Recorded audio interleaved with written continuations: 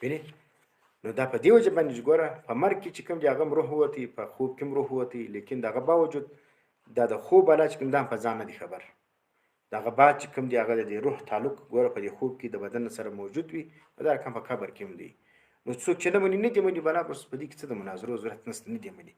پر زموږ دا عقیده ده چې ورور د مرګ بعد په قبر کې ژوند شته، برزخي ژوند دی، په هغه باندې ما ته نه پوهېږو.